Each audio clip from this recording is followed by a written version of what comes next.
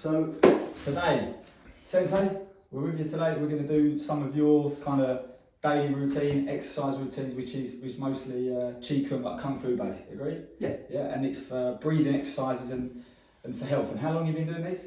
24 years. 24 years. And how old are you now? 68. 68 now. Doing all right for 68? Not bad, but I do these every day. I do these exercises, and it's I feel in better shape now than I did 24 years ago when I first started doing it. And you put down a lot of your longevity, you've been able to move still, and your health, a lot of it you put down to this. Absolutely. Like I was a few weeks ago. I was at the club at Woodford, and I had some of the students with me, and Ted, and some of the others with me.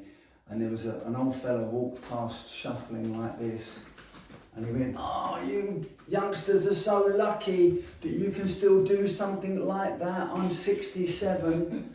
And I said, "I'm 69 next year." Oh, and all the boys fell about laughing, and he didn't know what to say. He just shuffled off.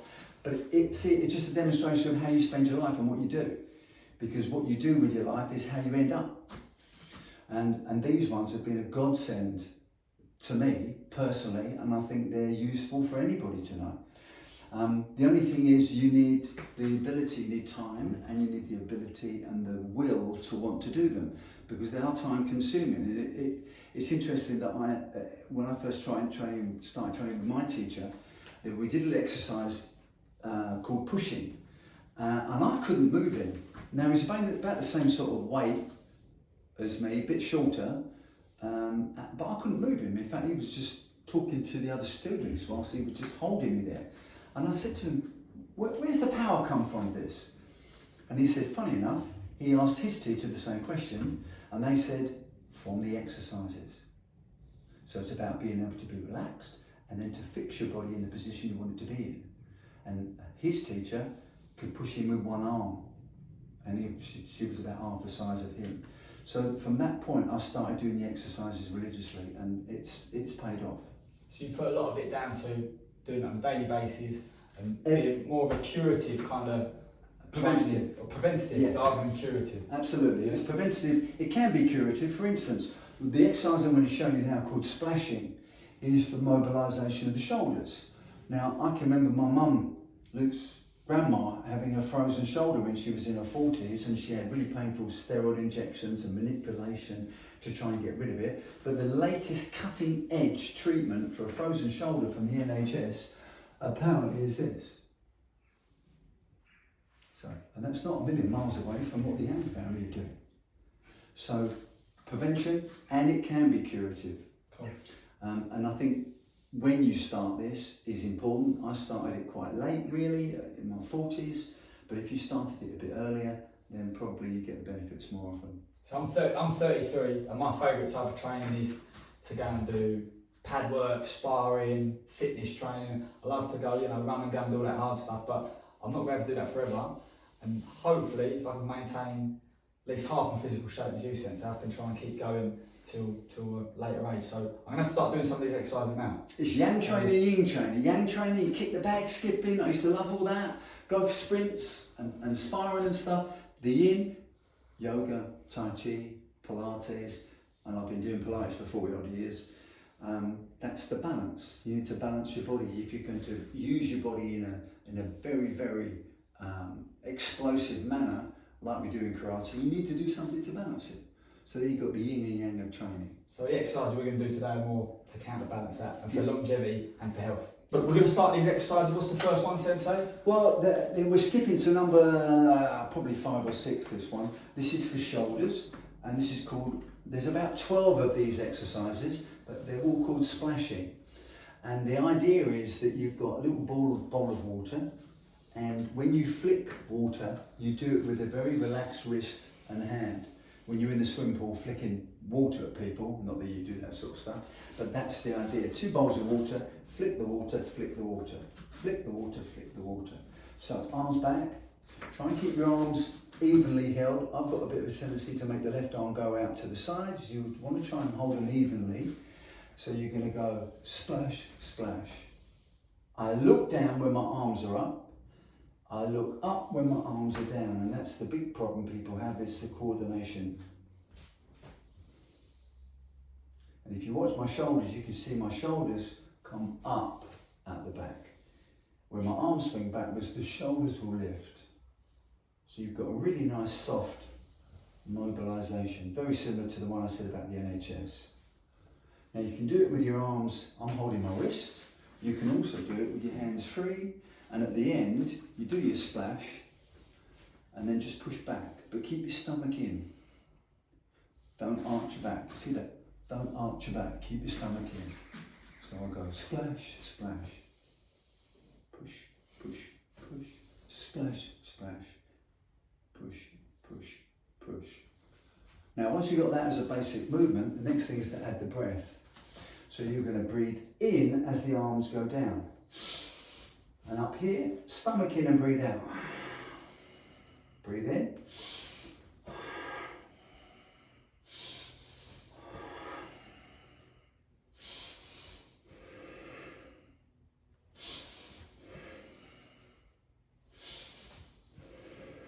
How many of these are good to start with? That's a very good question. So, the traditional Chinese way of practicing is elements of 3. 3 is probably not enough for this. You need to do 6 or 9 minimum. But then you can do 18, 27, 36, 108, as many as you want. But they like to use multiples of 3. There's an importance in that for the Chinese culture, and I try and reflect that in my own training as well. So I normally do 9 or 18 if I have enough time. So you've got 3 elements there. You've got the physical element, you've got the looking element with your eyes, and you've got the breathing element. And therein lies one of the big problems with a lot of the exercise. It requires a reasonably high degree of coordination. Should we just do a few more? Yeah. So arms up, you're going to breathe in when you go down, but look up. Breathe out, look down. Breathe in, breathe out. Breathe in, breathe out. Stomach in to breathe out.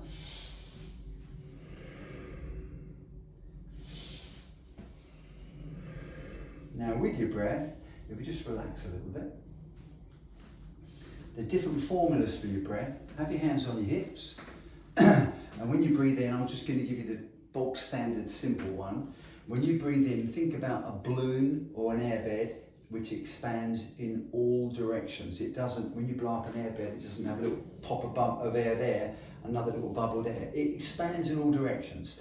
So if your hands on your hips, breathe in and expand your body in all directions, but not up. So don't bring your shoulders up. So breathe in, be like a balloon. Hold the breath and relax your body. Relax. Don't breathe out yet. Now pull your stomach in towards your spine and breathe out. Keep your mouth closed. No breath. Breathe in again, expand. Hold the breath. Relax your body. More. Pull your stomach in and breathe out. And one more time, breathe in, expand in all directions. Keep your mouth closed. Hold the breath, relax, more, stomach in and breathe out. Now that's the very simplest formula for breathing. There's a slightly more complex, slightly more, and then a very advanced way of doing the breathing as well, but we can progress to that. The one thing about the breathing out there is you need to pull your stomach in towards your spine to exhale. And your exhalation finishes, your out-breath finishes when your anal sphincter squeezes. You don't need to do it yourself.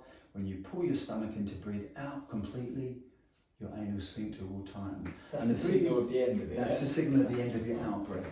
And of course the out-breath is important because you want to get rid of the toxins out of your body, out of the lungs. So the breathing in is important, but the breathing out to get rid of the bad air that you maintain in your lungs. And these processes are obviously detailed, but they're for health benefits, aren't they? Absolutely. And because look, you can go without food for weeks. You can go without water for days. You can't go long without oxygen. The most important nutrient that every cell in your body needs is oxygen. So if you're only breathing shallowly, which most people only breathe using 30% of their lung capacity, it's just a very small in-breath, small out-breath. If you spend some time during the day breathing in fully, hold the breath, Breathe out fully, no breath. Don't breathe in immediately, because when you stop and there's no breath involved, it's when the metabolization between oxygen and carbon dioxide occurs. So all 4 elements of the breath are important. Breathe in, hold the breath, relax, pull your stomach in and breathe out. No breath, don't breathe. Most people are used to breathing in immediately. When I first started doing this sort of breathing, maybe 6 or 7 in a minute, I've got it down. I can do 2 breaths a minute, which is, I couldn't possibly have done that 20 years ago. Because normally when we breathe, you breathe in, you breathe out, you immediately want to breathe in again. But you don't need to. You've got sufficient oxygen in your body to survive and function. It's just people not used to doing it. So it's a very simple exercise to do, very good for your health. Again, do it 6 times, 9 times, do it a few times a day. Whenever you get a chance, do your breathing exercises. Now we're indoors here, outdoors is better, or near a window, a door that's open, so there's fresh air coming in, because you want fresh air with negative ions in it. If you're interested in negative ions, have a look it up and online, and it'll give you a very good explanation. Maybe we'll do a separate video about that. I'll do a separate video on the negative ions, yeah. Okay. So that's a basic breathing exercise. Very basic breathing. What a process of breathing. Absolutely. Breathing basics. Yes. Breathing basics. Breathing basics.